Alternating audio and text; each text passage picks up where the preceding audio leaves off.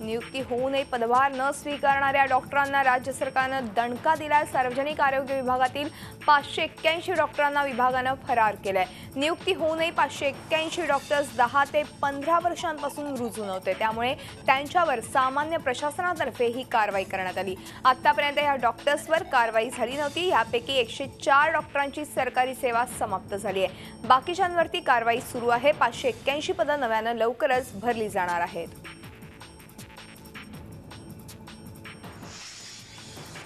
आता एक विमा काढलेल्या सर्वांसाठी महत्त्वाची बातमी आहे। डास चावला आणि त्यातून होणाऱ्या रोगामुळे मृत्यू ओढवला तर तो अपघात म्हणून गणला जावा असा निर्णय राष्ट्रीय ग्राहक लवादानं दिलाय। सर्पदंश किंवा कुत्रा चावणं हे विमा कंपन्यांच्या लेखी अपघातात आहेत, मग डास चावणं हा सुद्धा अपघात म्हणूनच गणला गेला पाहिजे असं निकाल देताना राष्ट्रीय ग्राहक लवादानं स्पष्ट केलंय। त्यामुळे जीवन विमा काढलेल्या कुणाचाही जर डास चावून होणाऱ्या रोगामुळे मृत्यू झाला तर विमा कंपन्यांना त्याचा दावा फेटाळता येणार नाही। कोलकात्याच्या मोशमीत भट्टाचार्जी 2012 मध्ये दाखल केलेल्या याचिकेवरती हा निर्णय देण्यात आलाय। दरम्यान भट्टाचार्जी यांनी केलेल्या याचिकेवर तालुका, जिल्हा, राज्य आणि केंद्र अशा सर्वच ठिकाणी डास चावणं आणि त्यातून मृत्यू होणं हा अपघातच मानला जावा असा निर्णय आल्यानं आता विमा कंपन्या आपल्या अटींमध्ये बदल करतील असा अंदाज आहे। मध्ये लावला जाणारा सर्व्हिस चार्ज देणं आता गरजेचं नाहीये। ग्राहकाची इच्छा असेल तरच सर्व्हिस चार्ज घेता येणार आहे। नागरी पुरवठा खात्यानं त्या संदर्भात स्पष्ट केल्यामुळे आता हा चार्ज ऐच्छिक असणार आहे। अनेक रेस्टॉरंटमध्ये बिलात 5 ते 20% सर्व्हिस चार्ज आकारला जातो। आता तो ग्राहकाच्या मर्जीनुसार आकारला जाणार आहे। सर्व्हिस चार्ज संदर्भात अनेक तक्रारी मंत्रालयाकडे करण्यात आल्या होत्या, त्यामुळे सरकारनं हा निर्णय घेतला आहे।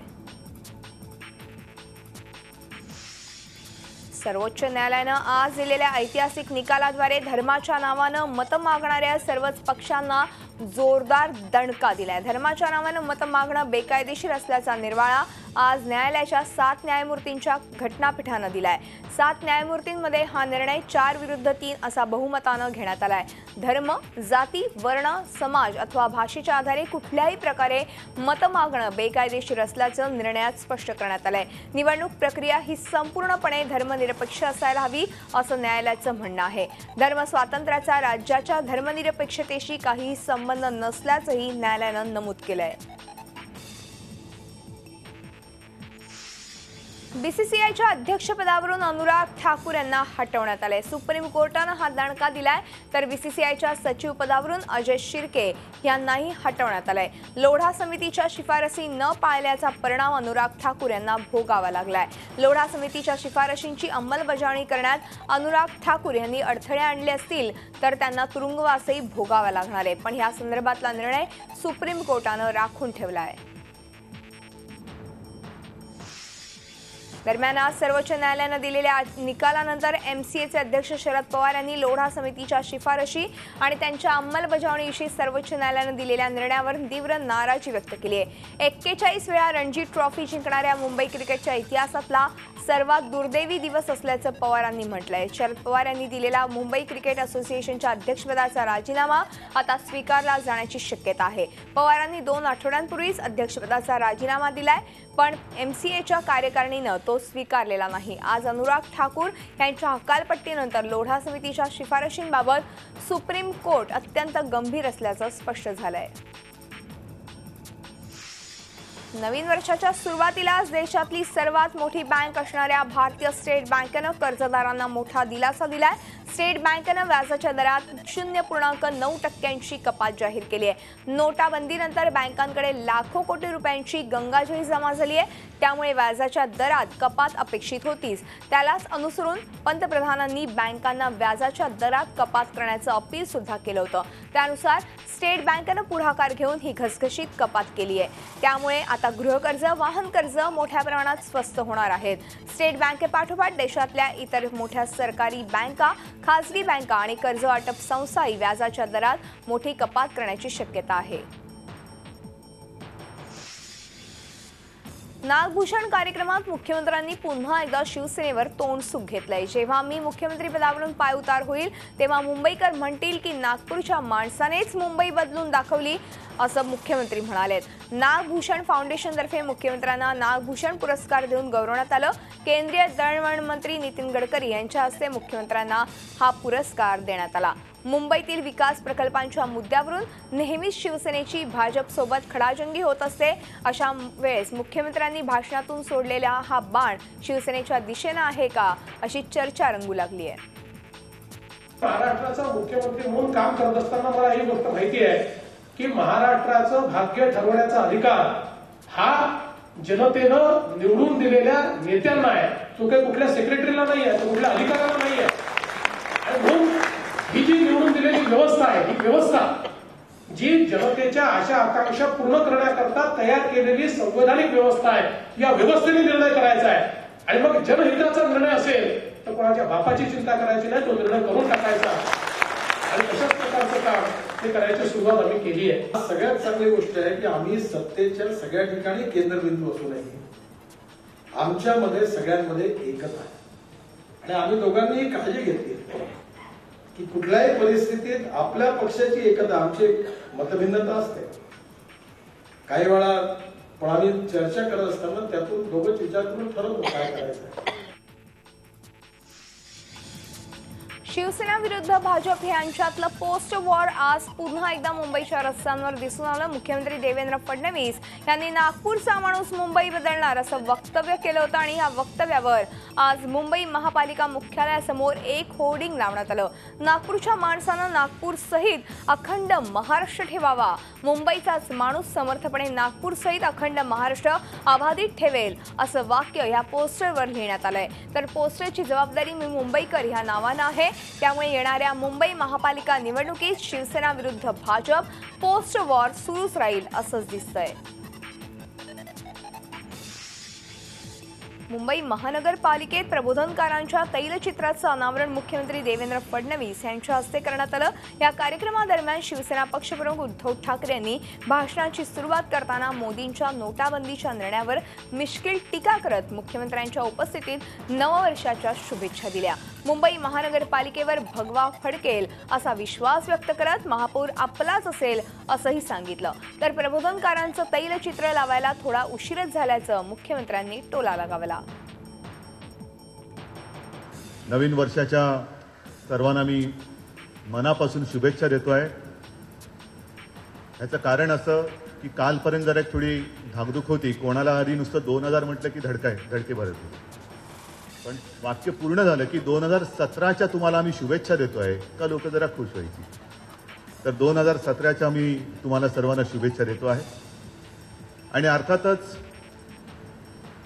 यावर्षी पहिल्या प्रथम आणि आपली पहिली कारकीर्द जर का 5 वर्षाची पाहिली तर या कारकिर्दीला 1-2-5 दिवसामध्ये आता आचारसंहिता लागेल। म्हणजे ही कारकीर्द पूर्ण होताना मी इथे आलेलो आहे। मार्चमध्ये पुन्हा येणार आहे, महापौर इकडे बसल्यानंतर, पुन्हा एकदा भगवा फडकल्यानंतर।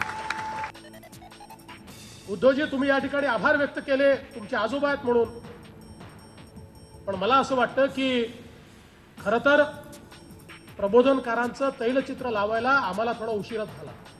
अनेक समाज सुधारकांचा ज्यावेळेस आपण या ठिकाणी उल्लेख करतो त्यावेळी या आधुनिक महाराष्ट्रामध्ये आम्ही त्यांच्या विचारांना, त्यांच्या संघर्षाला तेवढं महत्त्व देऊ शकलो नाही। फेब्रुवारी-मार्चमध्ये जिल्हा परिषद आणि पंचायत समितीच्या निवडणुका होऊ घातल्यात। बुलढाणा जिल्ह्यात जिल्हा परिषदेच्या एकूण 60 जागा आहेत, पंचायत समितीच्या 120 जागा आहेत। या सर्व जागा लढवण्याचा निर्णय बसपनं घेतलाय। चिखलीत पत्रकार परिषद घेऊन हा निर्णय जाहीर करण्यात आलाय। तिकीट वाटपात इतर पक्षातल्या बंडखोरांना बसप प्राधान्य देणारे बसपनं हा अजब निर्णय जाहीर केल्यानं सर्वच पक्षांच्या भुवया उंचावल्या गेल्यात। प्रभात खिल्लारे आणि जिल्हा सचिव प्रशांत डोंगरदिवे यांनी पत्रकार परिषदेत ही माहिती दिली। संगमनेर तालुक्यातल्या पठार भागात मोबाईल सेवा नसल्यानं ग्रामस्थ आक्रमक झालेत। 13 गावातल्या लोकांनी यासाठी आंदोलन पुकारलंय। नाशिक पुणे हायवेवर रास्ता रोको देखील करण्यात आला होता। मोबाईल सेवा सुरू करण्याची मागणी आंदोलकांनी केली आहे। नगर जिल्ह्यातल्या संगमनेरमध्ये पठार भाग परिसरात तांगडी, पानसवाडी, आंबी खालसा, खुर्द, कोठे, कोठे बुद्रुक, बोरबन, वनकुटे, भोसदरी, चास आणि पिंपळदरी ह्या भागात कित्येक वर्षांपासून मोबाईलला नेटवर्क मिळत नाहीये। या संदर्भात अनेक वेळा पत्रव्यवहार केले, पण मोबाईल सर्व्हिस प्रोव्हायडर कंपनीनं त्याकडे दुर्लक्ष केलं।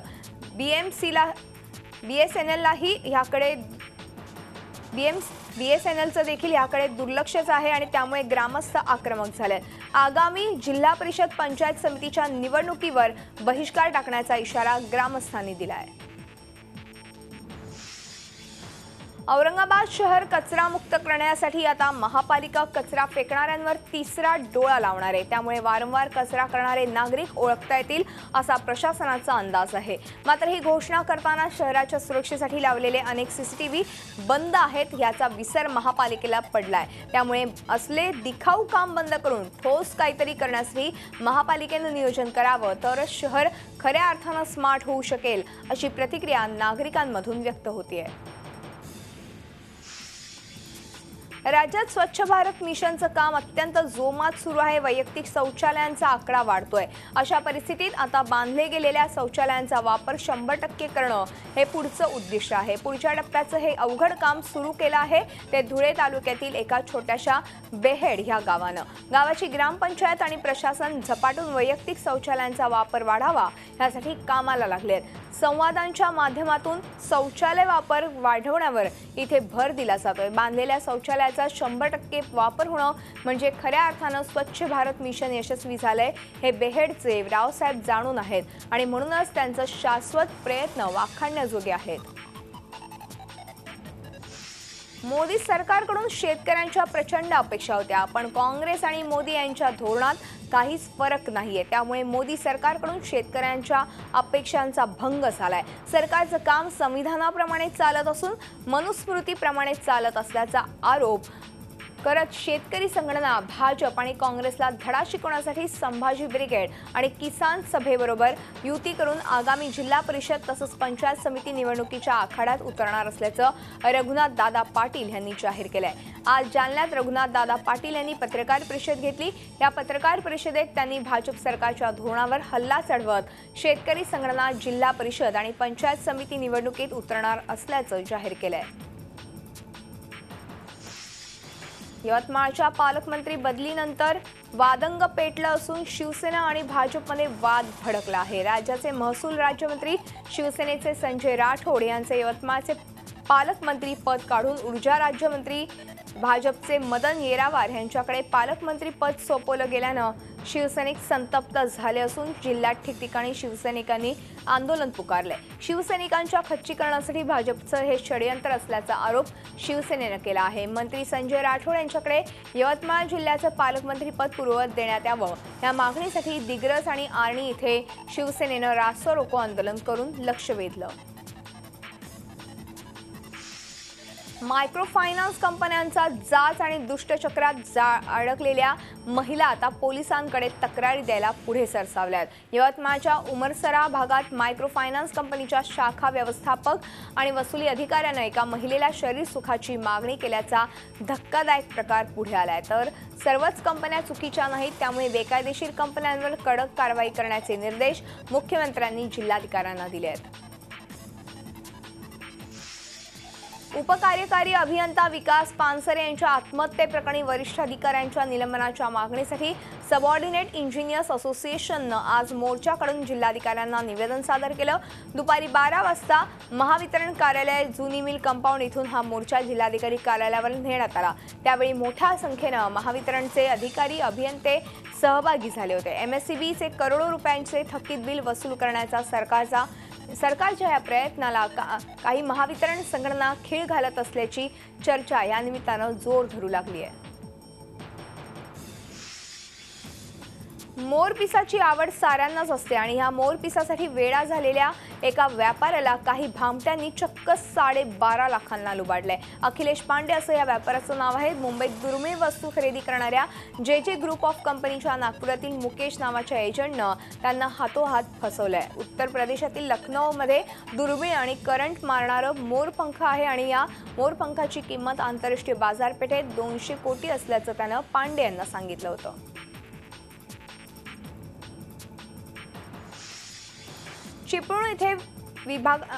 चिपळूण येथे वनविभागाने टाकलेल्या धाडीत तब्बल 10 कोटी रुपयांचं रक्तचंदन जप्त करण्यात आलंय। तब्बल 600 नग रक्तचंदनाचे 3 ठिकाणाहून जप्त करण्यात आले। विशेष म्हणजे महाराष्ट्रातून विदेशात रक्तचंदनाची तस्करी होत असल्याचं या धाडीतून समोर येत आहे। रक्तचंदनाच्या तस्करीसाठी आंतरराष्ट्रीय टोळी सक्रिय असून त्याचा शोध सध्या वनविभाग आणि चिपळूणचे पोलीस घेत आहेत।